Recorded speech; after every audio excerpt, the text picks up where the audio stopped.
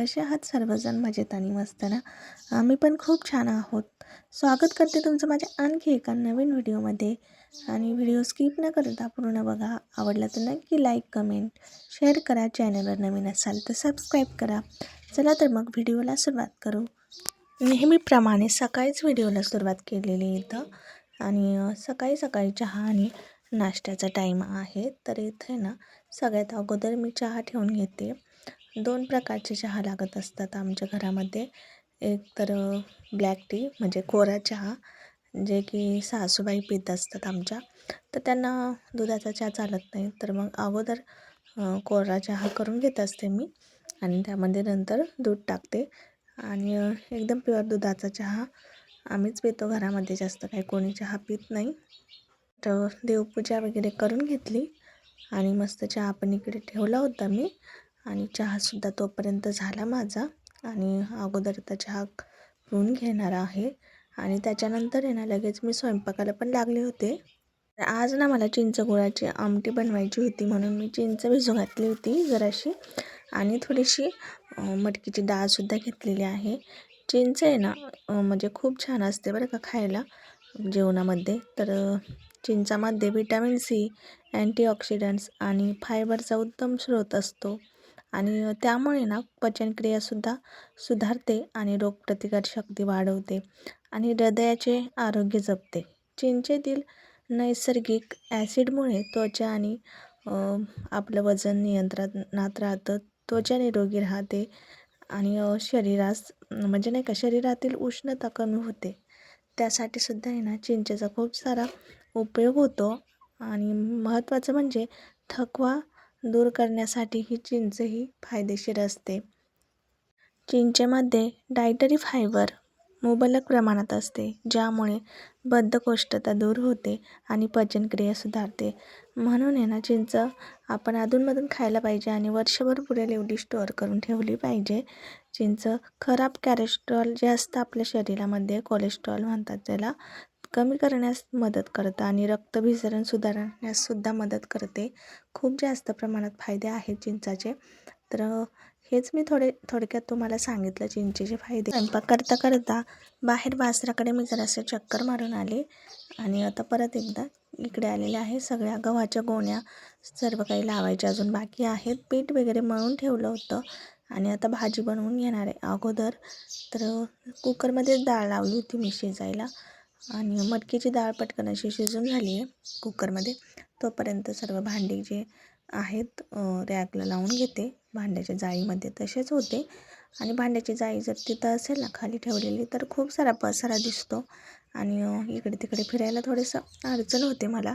म्हणून मग मी सगळ्यात अगोदर ती भांडी लावत असते स्वयंपाकाच्या अगोदर. तर कुकर गार झाला आहे आता आणि पूर्ण म्हणजे शिट्टी पूर्ण मी काढून घेतली त्याची. आणि काढून घेतली डाळ आता ना बाजूला ठेवणार आहे थोड्या वेळ थंड होईपर्यंत. आणि बाकीची आता तयारी करून घ्यायची मला चिंचगुळाच्या आमटीची. तर सोपी आणि खूप छान अशी लागणारी रेसिपी आहे. तर नक्की बघा आणि ट्राय करा. तर चिंच अगोदर 2 दिवस म्हणते 1 ते 2 तास अगोदर मी भिजू घातली होती आणि एकदम गाळ करून घेतला त्याचा. आणि जो गर आहे तो पूर्ण काढून घ्यायचा. ही जी रेसिपी आहे ना उन्हाळ्यामध्ये आमची आजी खूप जास्त प्रमाणात बनवायची आणि टेस्टी पण लागायची खाण्यासाठी.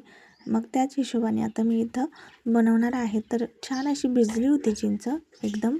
तर पूर्ण असा गर आता मी काढून घेतला आहे आणि चिंचुके जे आहेत ते एक बाजूला करणार आहे. कारण चिंचुके होते तसेच चिंचामध्ये तशीच मी भिजवली होती. तर आता हे बघा एवढा असा गर निघाला आहे भरपूर. 3 ते 4 चमचे असा निघाला आहे गर. तर मग ही जी आहे डाळ आता थोडीशी ना बारीक करून मी ह्याच्यामध्ये काढून घेतलेली आहे. आणि आता फोडणी द्यायची आपल्याला. तर त्यासाठी ना कढई ठेवली गॅसवरती आणि आता फोडणी द्यायची. तर सगळ्यात अगोदर तेल टाकून घ्यायचं. जिरे, लसूण आणि आपण लाल मिरची वाटून पण टाकू शकता किंवा मग लाल मिरची पावडर असेल तरी चालते रेडीमेड. तर हळद, थोडीशी जिरे, लसूण असं थोडंसं मी सगळं काही फोडणीला टाकलेलं आहे. आणि चवीनुसार मीठ पण लगेच दिलं टाकून, कारण मग खूप जास्त ठसका होतो मिरची पावडरचा. आणि ही जी डाळ आहे ती पण टाकून दिलेली आहेत. आणि हे बघा जेवढं प्रमाणात पाणी पाहिजे तेवढं टाकून घ्यायचं. आणि नंतर हे चिंचेचा जो गर आहे तो पण द्यायचा टाकून त्यामध्ये. आणि थोडंसं नाही का आंबट गोड आणि तिखट अशी बनवायची आहे, म्हणून आता गूळ आहे ना तो मी थोडासा कट करून टाकणार आहे. तर तुम्ही साखर पण टाकू शकता. सांबारमध्ये कसं आपण थोडासा चिंच आणि गूळ किंवा साखर ॲड करतो तसंच ह्याच्यामध्ये पण टाकून द्यायचं. चिंचाचीच कढी थोडक्यात आपण याला म्हणू शकतो.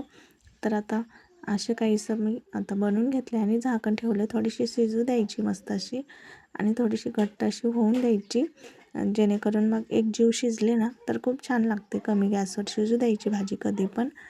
आणि भाजी शिजेपर्यंत आता इकडे शिवला आंघोळ घातली मी. त्याची आंघोळ बाकी होती, कारण त्याची आंघोळ सगळ्यात शेवटी होत असते आमच्या घरामध्ये. सगळे आवरून जिकडे तिकडे जातात गडबडीत सगळे सकाळी सकाळी. पण शिव आमचा एकटाच फ्री असतो, तो काही लवकर आंघोळ करत नाही. आणि बसलाय आता. अवनीला पण सुट्टी होती तर घरीच आहे आज, तर तिचं पण चाललं आहे आता आवरायचं. शिव आणि अवनीची आंघोळ झाली त्यानंतर शिवची आंघोळ झाली. तर मस्त असं रेडी झाला शिवसुद्धा. आणि खूप जास्त चिडचिडा झालेला आहे तो आता, म्हणजे अधूनमधून खूप त्रास देतो आणि कधी कधी खूप छान खेळतो. असं लहान मुलांचं काय, जसा मूड तसे राहत असतात ते. तर त्याचं तर आवरून झालं. आता बाकीची कामं म्हणजे स्वयंपाक राहिलेला आहे माझा अजून. तर म्हटलं आता पटपट स्वयंपाक करून घ्यावं. आणि भाजी तर झालेली आहे, तर भाजी शिजेपर्यंत म्हटलं ह्याचं उरकून घ्यावं. तर चांगली अशी भाजी झाली. आणि जेवण पण दिलं होतं मी अण्णांना, कारण एक चपाती 1-2 चपाती अशा गरम गरम झाल्या की मी लगेचच जेवायला देत असते त्यांना. म्हणजे लवकरात लवकर जेवण गोळ्या वगैरे घेतात ते. आणि त्यानंतर शिवला पण आणि अवनीला पण म्हटलं जेवून घ्या. आणि आता बाजरीची भाकरी पण मला करायची आहे. तर हे बघा भाकरीसुद्धा टाकून घेतले, कारण चपाती आणि भाकरी ज्वारीची किंवा बाजरीची असं दोन्ही पण आमच्या घरामध्ये लागतात, सकाळी पण आणि संध्याकाळी पण. तर मग त्यामुळेच आता सकाळी सकाळी चपात्या आणि भाकरी दोन्ही बनवावं लागतात. आणि संध्याकाळी भाकरी जरी बनवली तरी चालतं, भात वगैरे थोडाफार मुलांना तर चालून जातं. अशीच ही रेसिपी तुम्हाला जर आवडली असेल तर नक्की ट्राय करा एकदा आणि कमेंट करून सांगा कशी वाटली रेसिपी. त्याच्यानंतर स्वयंपाक वगैरे झाला, भांडी सगळी आता बाहेर आणून ठेवलेली आहे मी. आणि तोपर्यंत म्हटलं तर भांडी घासण्या अगोदर कपडे धुवून घेतले, कारण कपड्याचं कसं असतं कधी कधी आई धुवून टाकतात कपडे, पण काही काम जर असेल त्यांना तर मग मी करत असते सगळंच. तर मग थोडीफार म्हणजे मदत करत असतात त्यामुळे लवकर कामं उरकतात. आणि बाकीची पण काही गोष्टी काही कामं मला करायची असतात ते मग इझिली होतात माझी. पण जेव्हा केव्हा पूर्ण कामाची जबाबदारी माझ्यावर पडते तेव्हा मग थोडेसे बाकीचे कामं राहून जातात अर्धे. तर कारण घरातच मग पूर्ण कामं करण्यात वेळ जातो खूप सारा. आता तरीसुद्धा भरपूर टाईम झाला होता, आणखी भांडी घासायची बाकी होते, तर ते पण भांडे घासून घेतले मी. आणि हे बघा मिरच्याचे रोप, आणि उन्हामुळे ना आता खूप सुकायला लागलं. तर दुपारनंतरचा टाईम आहे, हा संध्याकाळची वेळ आहे. तर छोटी मोठीशी भूक आता सगळ्यांनाच लागली होती. आणि तेच जेवण काही परत एकदा खाऊशी वाटत नाही उन्हाळ्या दिवसामध्ये. म्हणून आता मस्त असा हलका फुलका नाश्ता मी इथं बनवत आहे. तो म्हणजे आता मका पोहे घेतलेत मी, आणि मुरमुरे आहेत ना घरामध्ये होते तेच आता मी घेतले आहेत, जे आपण शेव सोबत टाकतो ते मुरमुरे. तर घेतलेत आता ते सगळे. आणि छान असं तेल टाकून शेंगदाणे अगोदर फ्राय करून घेतले. शेंगदाणे फ्राय केल्यानंतर थोडेसे आता मका पोहे मी तळून घेणार आहे. आणि अवनीचे पप्पांना पण थोडंसं चटपटीत खायचं होतं. आणि खरं तर सगळ्यांनाच दुपारनंतर थोडंसं काहीतरी चटपटीत असं खावंसं वाटत असतं, म्हणूनच मग मी थोडंसं तिखट मीठ आणि थोडीशी फोडणी तयार करून मी याच्यामध्ये टाकली. जास्त तिखट पण नाही केलं, कारण शिव पण आमचा खाणार आहे, त्याच्या हिशोबाने.